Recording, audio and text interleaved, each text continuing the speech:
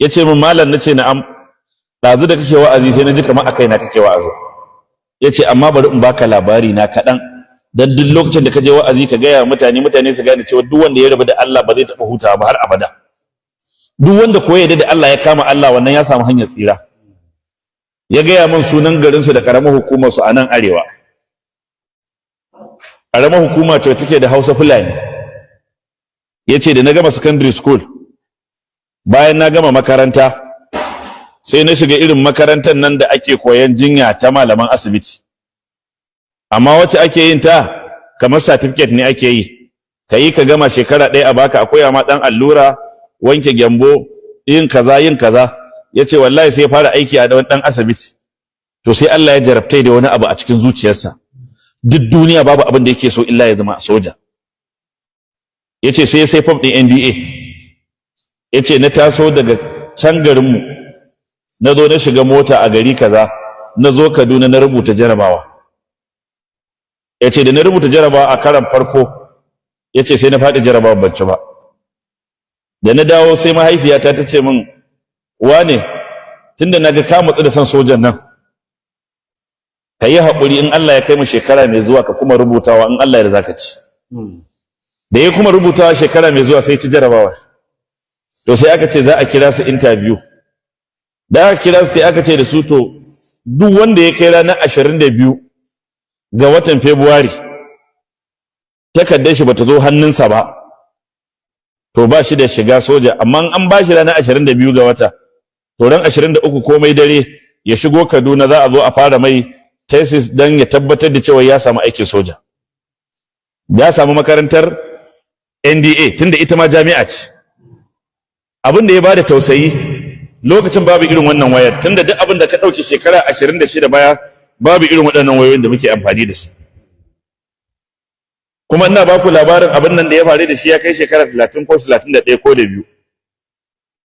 Yace da na dawo, abin ya bani tausayi, abin ya bani mamaki. Yace sai na gaya mahaifiyata, na ci jarabawa amma zan tasa, zan je in gaya ma mai anguwa, waɗanda da abubuwa suna biyowa ta hannunsu, kuma zan je office na post office in gaya musu ana turo da takardar kafin lokacin. In ta daɗe ne takardar mu bata zo ba, daɗe wata ta yi bata zo ba, shine ta kai 22 ga wata. Amma in ta kai 22 ga wata, 23 ga wata ake son a gamu. Wannan shine rana ta ƙarshe da ake baka tausayi.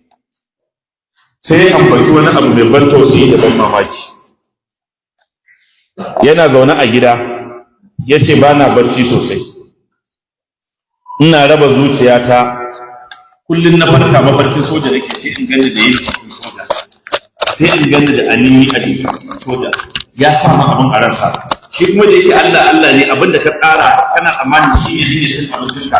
Shi kuma abin da Allah ya tsara daban. Shi yasa ubangiji ya da ya gama nashi, mu ne muke fulani da ba mu san abin da ko ba. Yace ranar 22 ga wata, wallahi zai mutu takardata. Duk inda zan bincika in nemi ina zan samu sani takardata ta fito, wallahi bai same ta ba. Yace sai na gaya mahaifiyata, yace ina kuka a gaban mahaifiyata, na fara mata magana sai na fashe da kuka. Yace sai na lakanci zuciyarta ta kare, tana taya na kuka, sai na daina. Nace Hajiya, tace na'am, ki mun addu'a in dai ban samu sojan nan ba, ai da nake son sojan nan Allah ya mun hanya da fa alheri. Yace sai tace da ni, kai wane? Yace na'am. Tace dan Allah ka cire wa kanka, ni dai ina maka fatan arziki da Allah ke ba dan adam a duniya, Allah zai maka shi. Yace wallahi har rana 25 ga wata ba labarin takarda. Yace da daddare sai na gaya ma mama na, nace da Hajiya, idan Allah ya kai mu ran Alhamis zan tashi zan tafi Abuja, zan nemi aikin kamfani ko in nemi wata sana'a ko in nemi wani aiki na kwadugo, saboda na riga na sa ma raina zan yi aikin soja. In na zauna a gida a ƙauyen nan ba zan rika jin daɗi ba. Sai ta ce to Allah ubangiji ya maka zaɓin da ya fi alheri. Yace sai na tashi daga garinmu na tafi Abuja. Yace a Abuja ban san kowa ba sai yayana da muke uba ɗaya, ba uwanmu ɗaya ba ce ubanmu ɗaya. ran da na sauka na je na gaishe shi sai na gaya mai na ce alhaji na zo girin nan amma zan nemi aiki ne. Sai ya ce to kai kana da inda zaka samu aiki? Sai ya ce ina da aboki da muka yi magana da shi, in na zo ya ce in je in neme shi a wuri kaza, kuma akwai wanda zai je mana magana. Ya ce da muka je sai na samu aikin kamfani da mutanen India. Ka san su fara da mutanen da lokacin zaka yi musu aiki, zaka yi aikin ne kamar su suka halice ka. Ya ce da na je sai Allah ya sanya ma shugaban kamfanin ƙaunata. Ya ce ɗakin da nake kwana ɗakin mai gadi ne, mu da mai gadi muke kwana a gidan yayana uwa ɗaya uba ɗaya.